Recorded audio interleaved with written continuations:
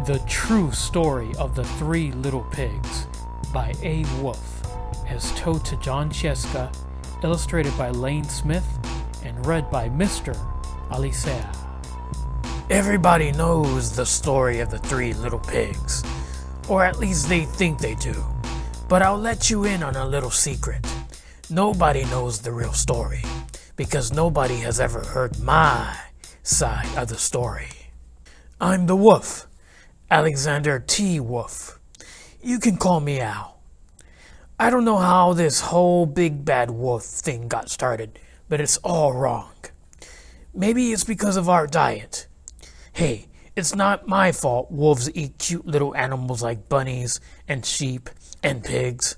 That's just the way we are. If cheeseburgers were cute, folks would probably think that you were big and bad too. But like I was saying, the whole big bad wolf thing is all wrong. The real story is about a sneeze and a cup of sugar. This is the real story.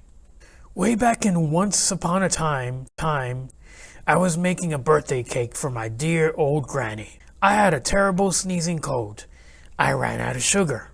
So I walked down the street to ask my neighbor for a cup of sugar. Now this neighbor was a pig, and he wasn't too bright either. He had built his whole house out of straw. Can you believe it?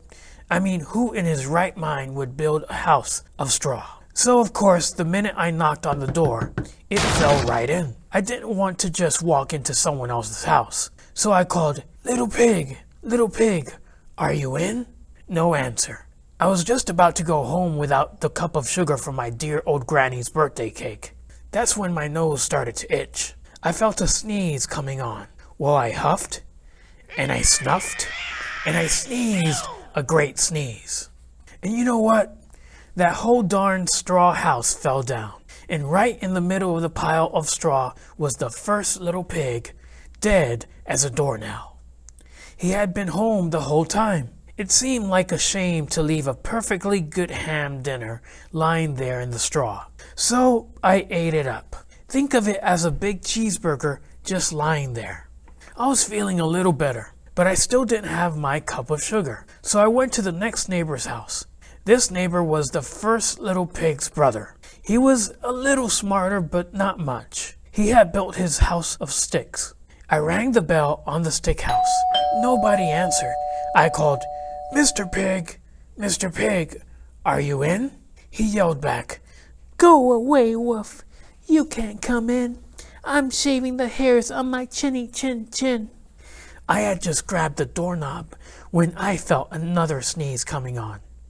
I huffed, and I snuffed, and I tried to cover my mouth, but I sneezed a great sneeze. And you're not going to believe it, but this guy's house fell down just like his brother's.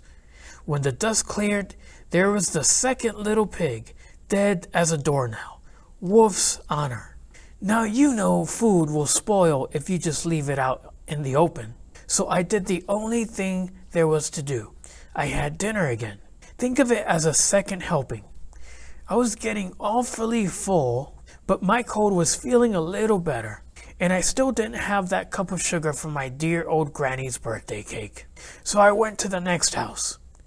This guy was the first and second little pig's brother. He must have been the brains of the family. He had built his house of bricks. I knocked on the brick house. No answer. I called, Mr. Pig, are you in?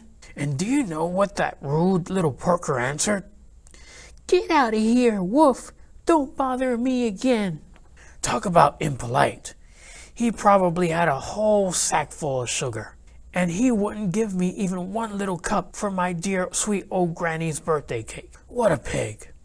I was just about to go home and maybe make a nice birthday card instead of a cake when I felt my cold coming on.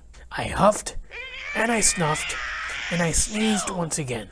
Then the third little pig yelled, And your old granny can sit on a pin. Now, I'm usually a pretty calm fellow, but when somebody talks about my granny like that, I go a little crazy. When the cops drove up, of course I was trying to break down this pig's door. And the whole time, I was huffing and puffing and sneezing and making a real scene. The rest, as they say, is history. The news reporters found out about the 2 pigs I had for dinner. They figured a sick guy going to borrow a cup of sugar didn't sound very exciting. So they jazzed up the story with all that huff and puff and blow your house down, and they made me the big bad wolf. That's it. The real story. I was framed. But maybe you could loan me a cup of sugar?